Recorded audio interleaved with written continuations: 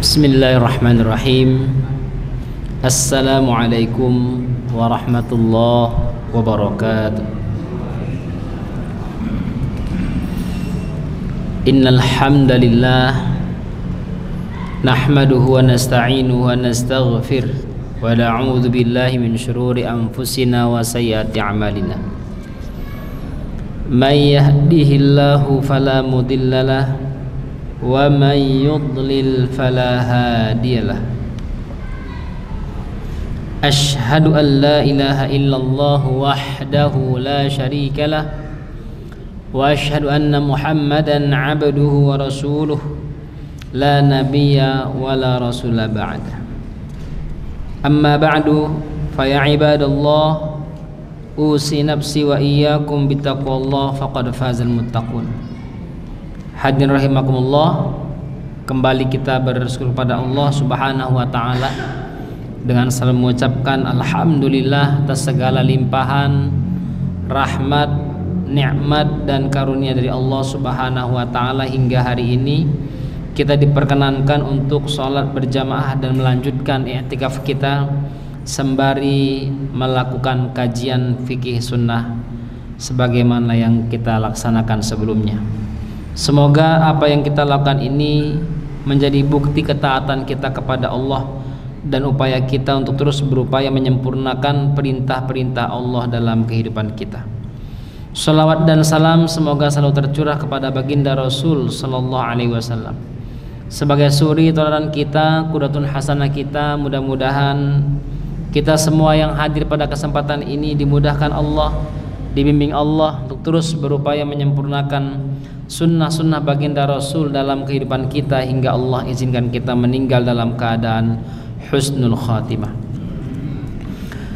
Bapak Ibu, rekan-rekan saya yang dirahmati Allah SWT, mengawali kajian ini mari kita berdoa kepada Allah Subhanahu wa taala semoga Allah rahmati kita pemahaman yang benar dan amalan yang baik. Bismillahirrahmanirrahim. Radina billahi rabba bil islami dina wa bi Muhammadin nabiyya wa rasula. Allahumma rabbana zidna ilma warzuqna fahma.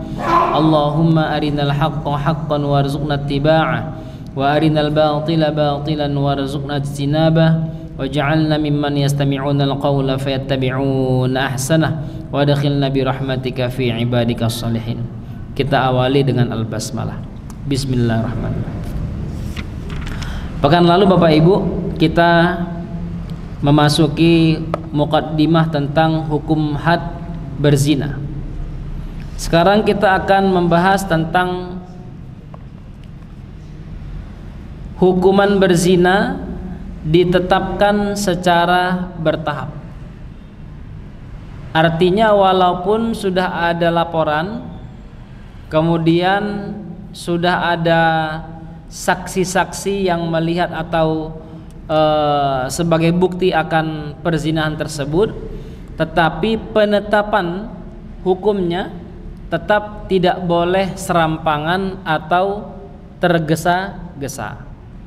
Banyak fuqaha yang berpendapat bahwa penetapan hukuman berzina dilakukan secara bertahap, sama seperti proses pengharaman khamar dan penetapan kewajiban puasa. Menurut para ulama, pada tahapan pertama, hukuman bagi orang yang berzina adalah diperingatkan dan dikecam keras, sebagaimana yang Allah Subhanahu wa taala firmankan dalam surah An-Nisa ayat ke-16 yang artinya, dan terhadap dua orang yang melakukan perbuatan keji di antara kamu, maka berilah hukuman kepada keduanya, kemudian jika keduanya bertobat dan memperbaiki diri, maka biarkanlah mereka. Artinya di sana ada masa yang tidak langsung penerapan hukuman dari perzinahan tersebut. Ya, apakah mereka dikurung atau didiamkan, tidak boleh ada yang ketemu atau berinteraksi dengan mereka sampai mereka mengakui kesalahannya. Ternyata kalau mereka mengakui kesalahannya lalu bertobat dan memperbaiki dirinya, maka tidak boleh lagi dihukum. Biarkanlah mereka, artinya lepaskan mereka. Nah, ini juga lah yang dijadikan sandaran dalil oleh para ulama. Kenapa orang yang berzina lalu ketahuan hamil tidak boleh dinikahkan langsung? Harus ada harus ada terapi, harus ada perbaikan dulu, harus ada penyadaran hingga mereka sadar, bertaubat kepada Allah. Baru di masa seperti ini mereka dinikahkan. Supaya mereka tahu dulu, paham dulu, saya ini sedang berdosa nih. Jangan sampai dalam keadaan berdosa ini dinikahkan. Begitu. Walau itu adalah ijtihad para ulama. Walaupun penerapannya ada yang menerapkan, ada yang tidak menerapkan hal tersebut. Ini tahapan yang pertama. Tahapan berikutnya adalah ditahan di dalam rumah.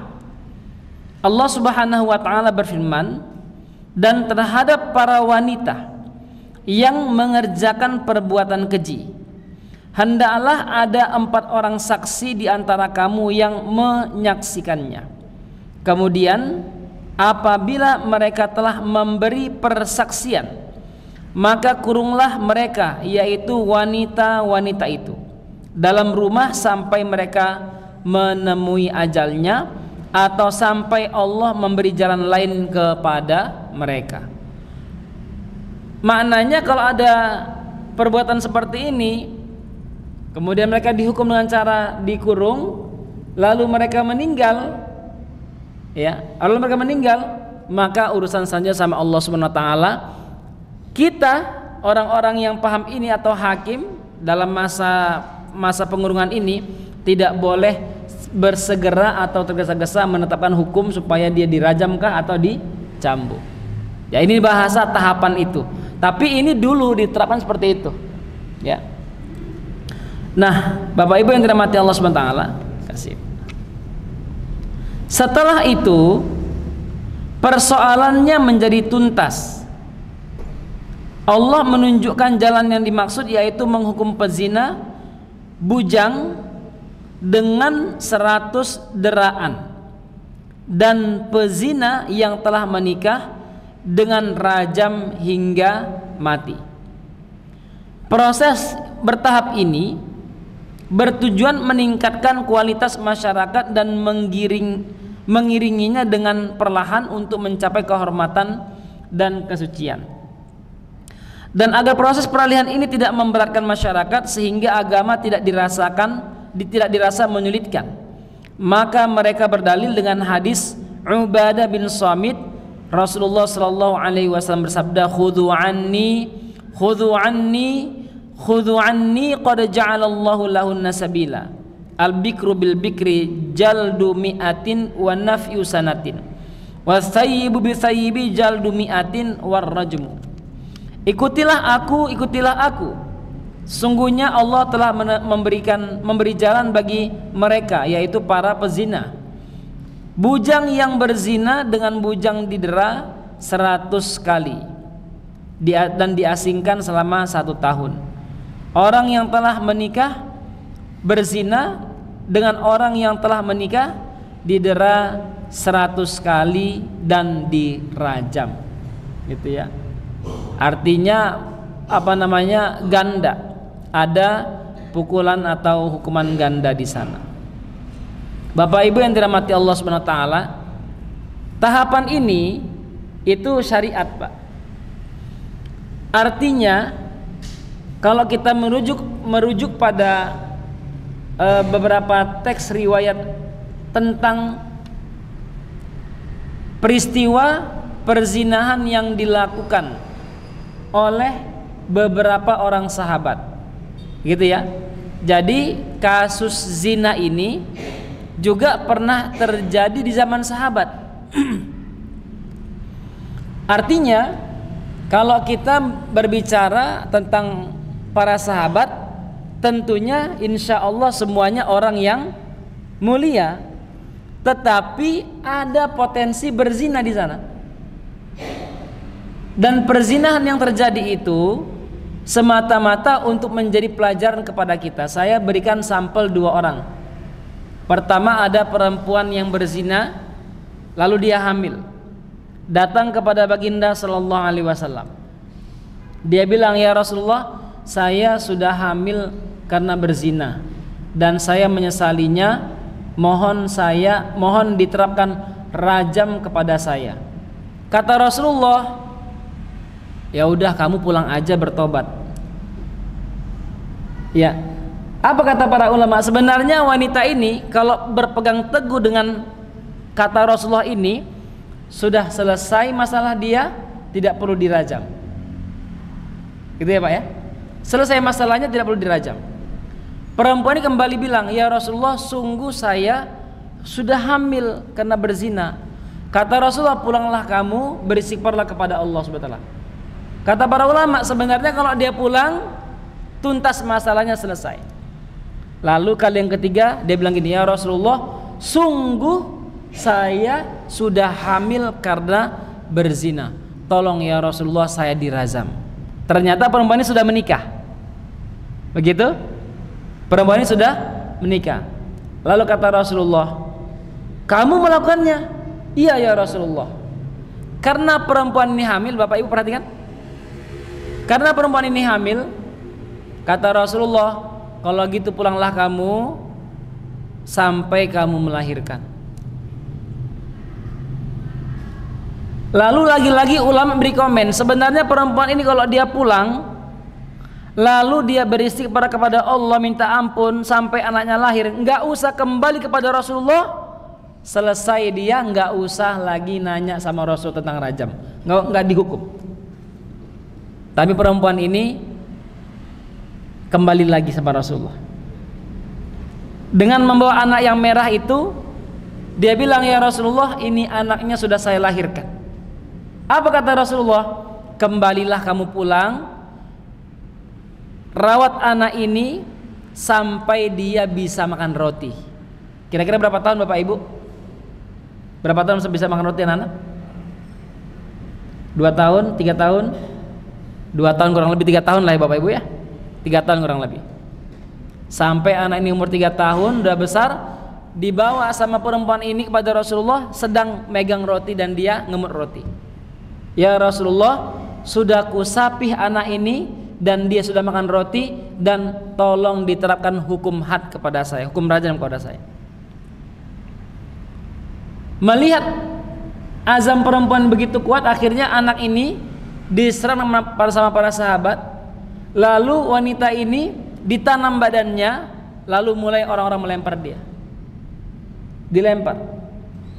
Sampai ada satu lemparan yang membuat darah itu terpercik kepada Khalid bin Walid. Lalu Khalid bin Walid dengan emosinya dicacinya perempuan itu, "Sungguh perempuan jalang, kurang ajar," sebagainya. Mendengar ini Rasul bilang, "Tahan ya Khalid, tahan lisanmu wahai Khalid. Demi Allah," kata Rasulullah, "demi Allah, sungguh perempuan ini sudah bertaubat dengan taubatan nasuha yang kalau ditimbang dan dibagikan ke seluruh orang Madinah cukup bagi mereka taubatnya, tanpa bertaubat Allah ampunkan dosa-dosa mereka semuanya." Saking dahsyatnya efek taubatnya perempuan itu. Nah, ini kisah yang pertama. Ini yang berzina siapa ini? Perempuan. Terjadi kasus kedua. Ada seorang laki-laki datang kepada Rasulullah SAW. Waktu itu mendekati waktu sholat. Dia datang kepada Rasulullah bilang begini, "Ya Rasulullah, sungguh saya melakukan zina." Kata Rasulullah, "Mungkin kamu cuma pegang-pegang saja, cuman meraba-meraba saja." Kata Rasulullah, "Enggak ya Rasulullah, saya sudah berzina." Azan, masuk azan. Kata Rasulullah, "Ya udah, kita sholat dulu aja," kata Rasulullah. Perhatian Bapak Ibu ya, kita sholat dulu aja, kata Rasulullah. Bukan langsung bilang, "Memang kurang ajar lo, tolong di tanam badannya." Enggak begitu. Apa kata Rasulullah? "Ayo kita sholat dulu." Lalu laki-laki ini sholat, Selesai sholat, Rasulullah pergi. Laki-laki ini nyamperin lagi, ya Rasulullah, bagaimana dengan saya? Kata Rasulullah, ada apa? Kata Rasulullah, saya sudah berzina ya Rasulullah. Apa kata Rasulullah? Bukankah engkau tadi mendengar azan? Iya ya Rasulullah. Kamu ambil wudhu? Iya ya Rasulullah. Kamu sholat sunat? Iya ya Rasulullah. Kamu sholat bersama kami? Iya ya Rasulullah. Terus apa lagi kata Rasulullah? Apalagi dosa-dosamu sudah diampuni. Maknanya ternyata ketika ada orang yang mengaku berzina, ngelapor kepada hakim, hakim bilang kamu istighfar saja, sudah selesai masalahnya, nggak perlu diperpanjang. Sebagaimana Rasulullah bilang, apalagi dosa-dosamu sudah diampuni oleh Allah Subhanahu wa taala. Ternyata laki-laki ini tidak puas dengan itu. Kata laki-laki ini, ya Rasulullah, sungguh aku sudah berzina, sudah melakukan perzinahan. Kata Rasulullah, apakah kamu benar ucapanmu itu benar ya Rasulullah? Ditanya Rasulullah, apakah kamu benar dengan pengucapanmu itu? Benar ya Rasulullah, kata laki-laki tersebut. Kata Rasulullah, baru kalau begitu kamu dihukum. Sudah mengaku kemudian ditegaskan, kalau begitu kamu dihukum. Makanya Bapak Ibu, kalau kemarin kita kita bahas kemarin itu, kalau ada orang yang berzina ngelapor sama Rasulullah lalu dimaafkan, maka sungguh amat parah ketika ada orang yang melihat orang lain berzina ngelaporin, Bapak Ibu. Ya. Dan hati-hati kalau ada seseorang melihat orang lain berzina, satu orang, lalu dia pergi kepada hakim, dia bilang, ya Rasulullah, ya wahai hakim, saya melihat si fulan bin fulan berzina. Ada saksi? Ada, cuman saya. Dia dicambuk. Yang ngelapor itu dicambuk, Bapak Ibu. Kenapa? Karena nggak boleh sampai dia mendatangkan 3 saksi. Bisa dipahami Bapak Ibu? Bisa dipahamin? Ya. Sampai dia mendatangkan 3 saksi. Lah, masa saya melihat laki-laki perempuan berzina? Saya tahu mereka berzina bersembunyi-sembunyi. Saya lihat kanan kiri nggak ada yang melihat. Masa harus saya panggil orang? Hei, sini ada orang berzina. Masa harus begitu? Nggak boleh Bapak Ibu. Maka apa jalannya? Jalannya adalah tutup aib dia, diam, jangan dibicarakan. Itu lebih selamat. Biarkan urusan itu urusan dia. Urusan Anda, tutup aib orang lain. Tapi itu berzina, Anda nggak harus pergi ke hakim. Anda diam, nasihati dia sebagaimana dia bermaksiat secara diam. Begitu tuntunan Islamnya. Makanya penerapan hukum had ini menurut sebagian para ulama hampir mustahil bisa diterapkan. Gara-gara apa? Karena prosedurnya harus lengkap. Kalau tidak lengkap, maka yang melapor yang kena hukum. Hati-hati. Bapak Ibu yang dirahmati Allah SWT. Nah, ayat yang berkaitan dalam surah An-Nisa, baik di ayat 16 dan ayat 15 tadi yang kita bacakan, berbicara tentang hukum praktek lesbi dan homoseksual secara secara spesifik. Hukum 2 masalah ini berbeda dengan hukum zina yang diterapkan dalam surah An-Nur. Ayat pertama berbicara tentang hukum lesbi. Jadi lesbi itu sudah ada dari sudah ada pembicaraannya sejak awal. Bukan masalah yang biasa ini masalah yang besar. Ayat pertama berbicara tentang hukum lesbi. Di sini Allah Subhanahu wa taala berfirman, dan terhadap para wanita yang mengerjakan perbuatan keji, hendaklah ada 4 orang saksi di antara kamu yang menyaksikannya. Kemudian apabila mereka telah memberi persaksian, maka kurunglah mereka wanita-wanita itu dalam rumah sampai mereka menemui ajalnya atau sampai Allah memberi jalan lain kepada mereka. Karena memang Bapak Ibu mohon maaf, zina itu dikatakan berzina ketika yang melakukan laki-laki perempuan, gitu ya. Tetapi homoseksual dan lesbi, walau dia masuk dalam kategori berzina, tetapi hukumnya berbeda dengan penerapan hukum berzina. Maka kalau dulu penerapannya agak luar biasa Bapak Ibu, ya, ada yang ditimpa batu besar sampai mati, ada yang diikat di bawah tembok lalu temboknya ditumbangkan ke dia sampai dia mati. Kalau belum mati tumbangkan lagi, timpa lagi sampai mati. Dengan mengambil dalil sebagaimana Allah menghujani kaum Nabi Lut dengan batu yang panas. Begitu diterapkan. Sedangkan ayat kedua berbicara tentang hukum homoseksual.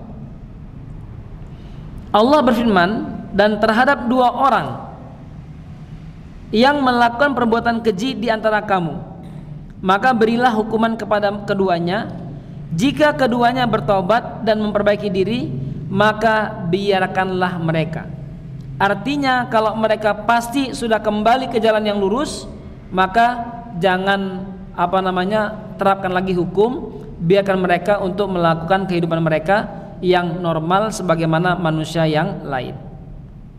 Penjelasan mengenai ayat di atas, yang pertama, wanita yang melakukan perbuatan keji, yaitu lesbianisme yang dilakukan wanita dengan wanita, maka buktikanlah dengan menghadirkan 4 saksi laki-laki di antara kalian. Jika mereka memberi kesaksian, maka tahanlah wanita-wanita tersebut di dalam rumahnya. Maksudnya wanita tersebut ditempatkan yang jauh dari jangkauan pasangan lesbiannya sampai dia mati atau sampai Allah memberinya jalan keluar, yaitu berupa tobat atau pernikahan normal yang membebaskannya dari praktek lesbi.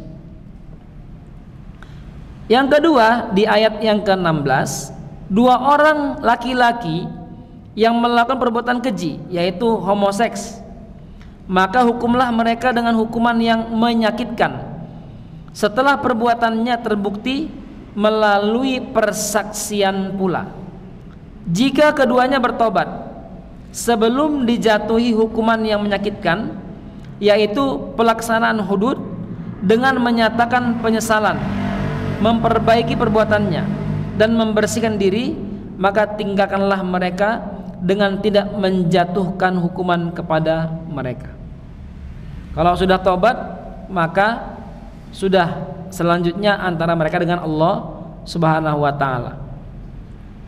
Bapak Ibu yang dirahmati Allah Subhanahu wa taala, maka dari sini ada zina yang mesti dihukum hudud. Ya, ada perbuatan zina yang mesti dihukum hudud. Artinya ada juga yang zina yang tidak mesti dihukum hudud atau dirajam sampai mati. Setiap hubungan seksual tanpa ikatan syar'i dipandang sebagai zina yang pantas dijatuhi hukuman yang telah ditetapkan, karena merupakan kejahatan yang hukumannya telah ditentukan. Zina yang mesti mendapat hukuman dipastikan dengan memasukkan kepala kemaluan lelaki atau sebatas potongan khitannya ke dalam kemaluan wanita yang diharamkan dengan dorongan birahi yang normal tanpa ada syubhat dalam pernikahan, sekalipun tidak sempat mengeluarkan sperma. Ini berarti jika hubungan seksual tidak sampai memasukkan kemaluan, maka tidak dikenai hukuman hudud yang telah ditetapkan bagi pelaku zina. Meskipun tetap dikenal hukum ta'zir atau ancaman. Ibnu Mas'ud radhiyallahu anhu menuturkan bahwa seorang laki-laki menemui Rasulullah sallallahu alaihi wasallam seraya berkata, "Sesungguhnya aku menggoda seorang wanita di pinggir kota Madinah hingga berhasil memperdayainya, tapi tidak sampai melakukan hubungan badan. Inilah aku," kata orang tersebut, "hukumlah aku sesuai kehendakmu wahai Rasulullah." Mendengar hal itu, saya ulangin. Mendengar hal itu, Umar radhiyallahu anhu berkata, "Allah pasti menutup aibmu jika engkau menutup aibmu." Nabi sallallahu alaihi wasallam sendiri tidak berucap apa-apa. Artinya di situ Bapak Ibu, kalau udah menyesal diam aja, nggak usah bilang. Biar Allah yang tahu, orang lain nggak perlu tahu. Ya, sama halnya kalau di antara kita ada orang-orang yang bertaubat, kan biasa keceplosan itu Pak. Kalau lagi ngumpul ngobrol-ngobrol, "Saya kemarin tuh banyak dosa. Dosanya apa? Ya begini. Oh, saya paling besar dosanya." Itu Pak, nggak boleh Pak. Kenapa? Karena Allah sudah menutup aib, maka jangan dibuka. Ya, catatan-catatan lama biar terkubur.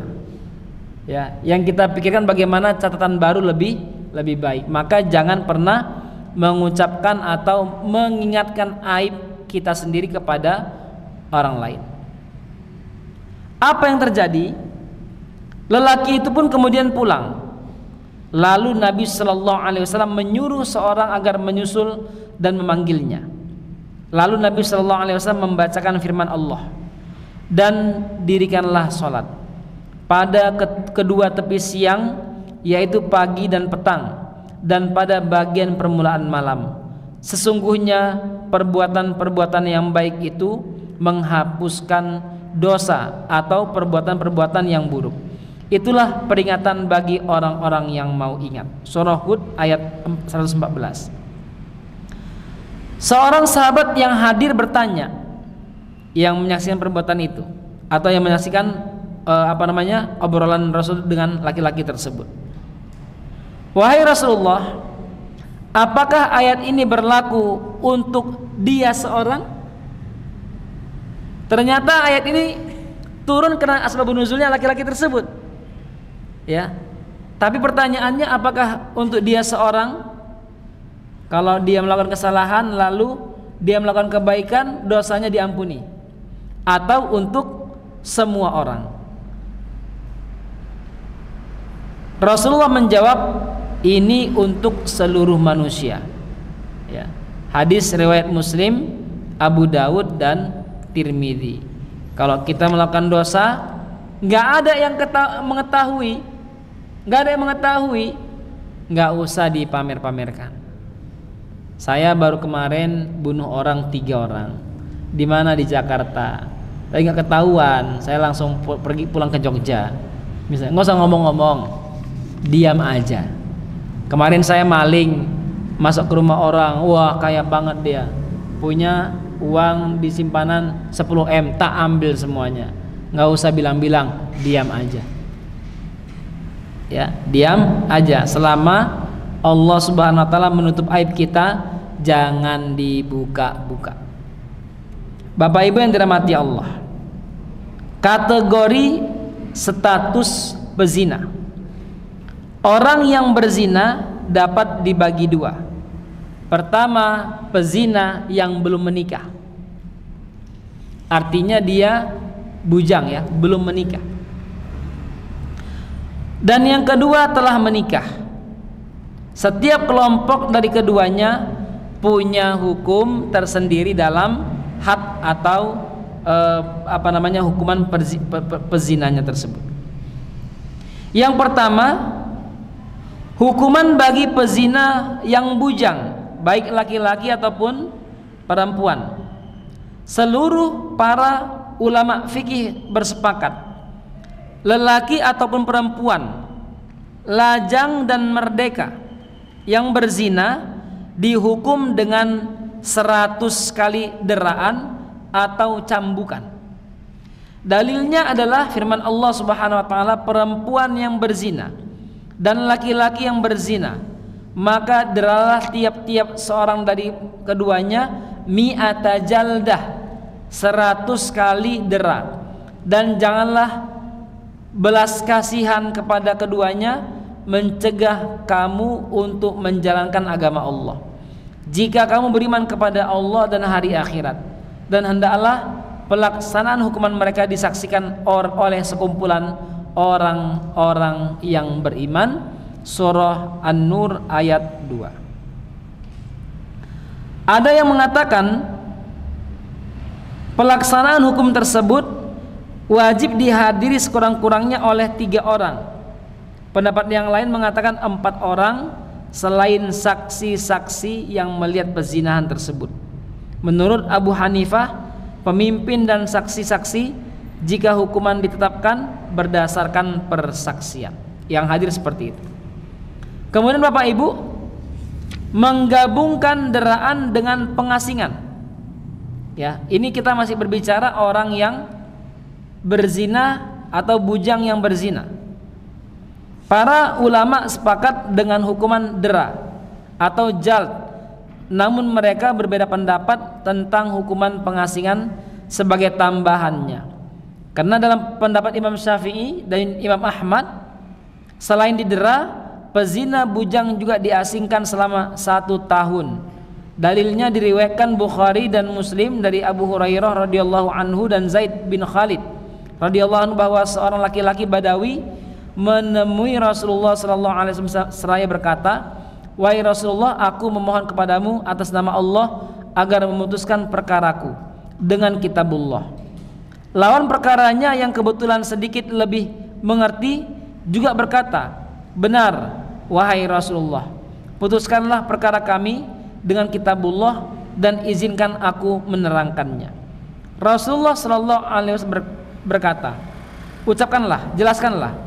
Lelaki itu pun menuturkan, "Sesungguhnya anakku bekerja pada orang ini lalu berzina dengan istrinya. Aku sempat diberitahu bahwa anakku harus dirajam, tapi aku malah menembusnya dengan 100 ekor kambing dan seorang budak perempuan. Aku lantas bertanya kepada orang berilmu. Ternyata mereka memutuskan agar anakku didera sebanyak 100 kali deraan dan diasingkan selama setahun. Sedangkan istri orang ini dirajam." Lalu Rasulullah sallallahu alaihi wasallam bersabda, "Walladzi nafsi biyadihi la'aqdiyanna bainakum bi kitabillah al-walidatu wal ghanamu raddun wa 'ala banika jaldun mi'atin wa taghribu 'amin ughdu ya unaisu ila imraati hadza fa in i'tarafat farjumha." Demi Allah yang jiwaku berada di tangannya, aku akan memutuskan perkara kalian dengan kitabullah. Budak perempuan dan 100 ekor kambing yang kamu bayarkan tersebut wajib dikembalikan kepadamu. Anakmu didera sebanyak 100 deraan dan diasingkan selama setahun. Dan engkau, Unais, seorang pemuda dari Aslam, temuilah istri orang ini. Jika dia mengaku telah berzina, maka rajamlah dia. Nah, ini bahasa ini jika mengaku. Kalau dia tidak mengaku, maka dia tidak boleh dirajam. Misalnya dia ngakunya ditidurin pas dia tidur dan tidak atas kehendak dirinya, atau dipaksa oleh laki-laki itu, maka dia tidak boleh dirajam. Tapi dia bohong. Lalu ditanya, "Kamu beneran?" "Beneran, saya jujur, nggak bohong, demi Allah," katanya. Demi Allah katanya. Padahal sebenarnya dia pengen juga. Tetap dia tidak boleh dirajam. Kenapa? Karena Islam menghukumi dengan yang zahir. Selama dia tidak ngaku, maka dia tidak boleh dirajam. Kalau dia bilang, "Ya, saya juga pengen," maka dia dirajam. Gitu ya Pak ya. Artinya orang yang ditidurin gara-gara dipaksa tidak boleh dihukum had. Unais segera menemui wanita tersebut dan ternyata dia mengaku telah berzina. Maka Rasulullah sallallahu alaihi wasallam menyuruh agar wanita tersebut dirajam. Bukhari juga meriwayatkan dari Abu Hurairah radhiyallahu anhu bahwa Rasulullah sallallahu alaihi wasallam memutuskan orang yang berzina dan belum menikah diasingkan selama setahun dan dikenai hukuman hudud. Muslim meriwayatkan dari Ubadah bin Samit radhiyallahu anhu bahwa Rasulullah sallallahu alaihi wasallam bersabda, ikutilah aku, sesungguhnya Allah telah memberi jalan bagi mereka. Bujang yang berzina dengan bujang didera 100 kali dan diasingkan selama 1 tahun. Orang yang telah menikah berzina dengan orang yang telah menikah didera 100 kali dan dirajam. Artinya dipukulin dulu 100 kali, cambuk, baru dirajam sampai mati. Hukuman pengasingan, Bapak Ibu yang dirahmati Allah SWT sekalian, hukuman pengasingan ini juga dilaksanakan oleh Khulafaur Rasyidun dan tidak seorang pun sahabat yang membantahnya. Abu Bakar radhiyallahu anhu mengasingkan ke Fadak, Umar mengasingkan ke Syam, Utsman radhiyallahu anhu mengasingkan ke Mesir, dan Ali mengasingkan ke Basrah.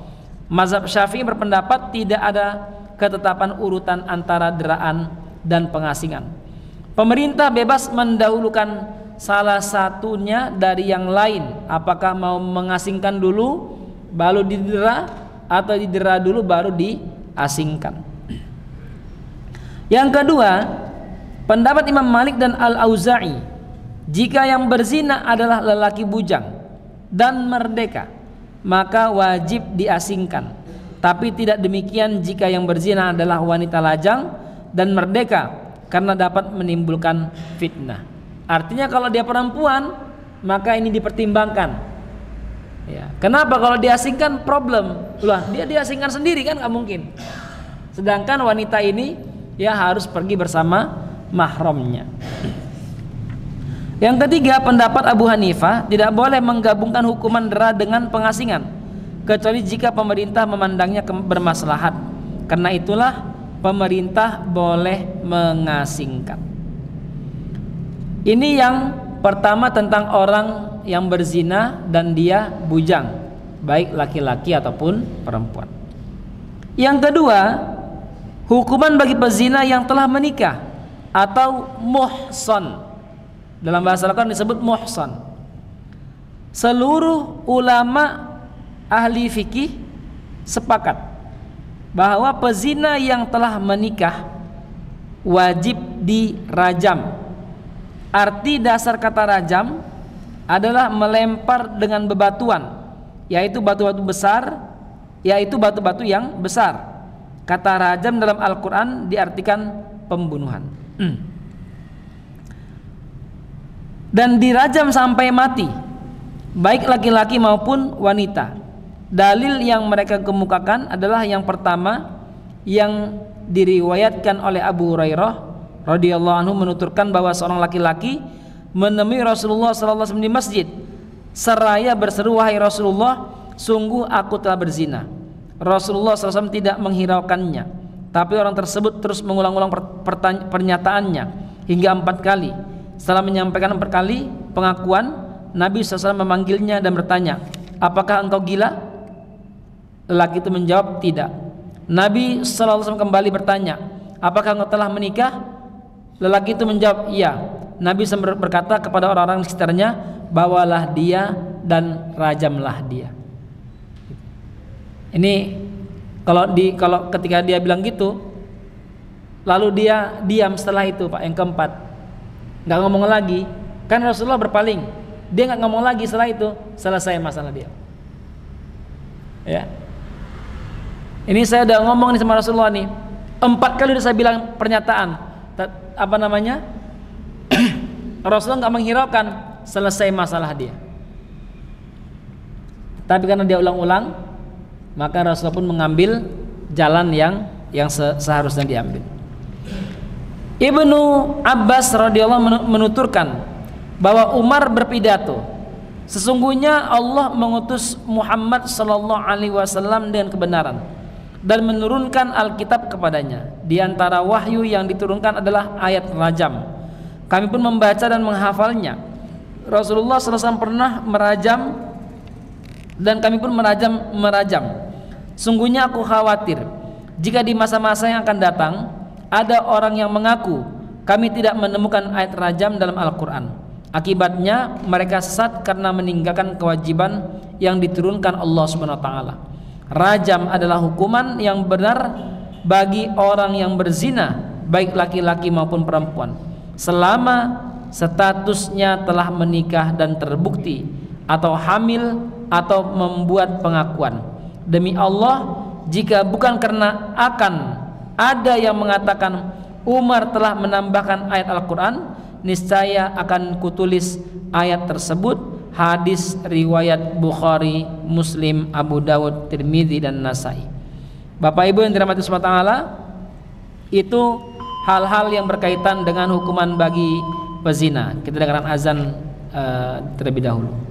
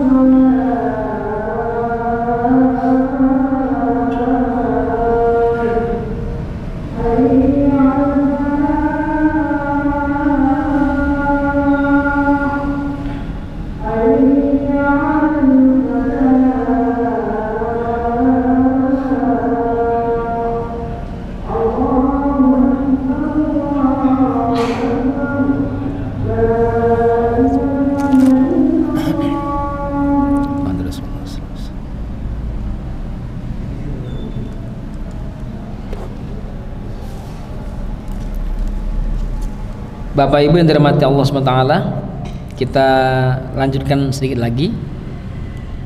Ternyata tidak semua orang yang sudah menikah atau muhsan itu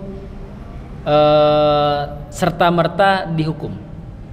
Ada syarat-syarat muhsan atau orang yang sudah menikah dinyatakan bisa dihukum. Ya. Ada 3. Seseorang disebut muhsan atau layak diterapkan hukum had rajam jika dia berzina, jika 3 syarat ini ada padanya. Yang pertama, mukallaf,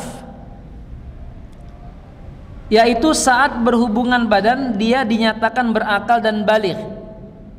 Artinya, jika dia gila atau masih kecil, maka tidak dikenai hukuman hudud, melainkan dihukum ta'zir.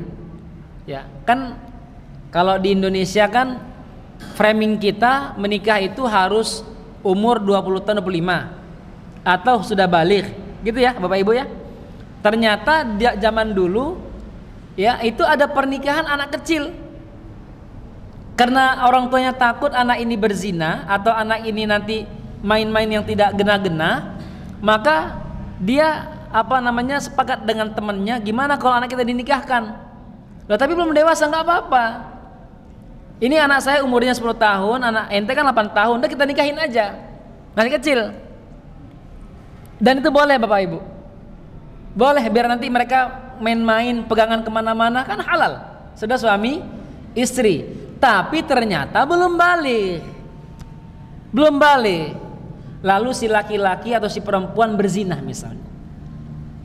Maka dalam hal ini mereka tidak disebut mukallaf. Kenapa? Yang mukallaf itu ya dia berakal dan baligh. Maka tidak boleh diterapkan hukum rajam kepada orang tersebut. Yang kedua adalah orang merdeka. Jika dia adalah seorang budak laki-laki atau budak perempuan, maka tidak dirajam. Karena Allah Subhanahu berfirman, apabila mereka melakukan perbuatan yang keji atau zina, maka atas mereka setengah hukuman dari hukuman wanita-wanita merdeka yang bersuami. An-Nisa ayat 25. Karena rajam tidak dapat dibagi, maka hamba saya tidak dirajam. Gitu ya. Kan memang ada tuan yang menikahkan budaknya mereka. Contohnya ada Ammar bin Yasir, ada Yasir ayahnya Ammar, istrinya namanya Sumayyah. Ya. Istrinya namanya Sumayyah. Mereka dinikahkan oleh Abu Jahal. Lalu lahir Ammar dan status mereka adalah budak tiga-tiganya. Misalnya si Yasir, misalnya ini ya, semoga kalimat saya tidak salah. Si Yasir orang lain yang bukan sahabat, yang bukan sahabat. Ada budak yang sudah menikah lalu berzina kepada orang lain. Apakah dia berzina sesama budak atau berzina dengan tuannya? Maka budak ini tidak bisa dihukum sebagaimana orang yang merdeka. Kemudian yang ketiga, berhubungan badan dengan ikatan pernikahan yang sah. Syaratnya dikatakan muhson setelah mereka melakukan hubungan badan dengan pernikahan yang sah. Kemarin kita sudah pernah bilang Bapak Ibu, ada pernikahan yang sah, ada pernikahan yang tidak sah. Gitu ya.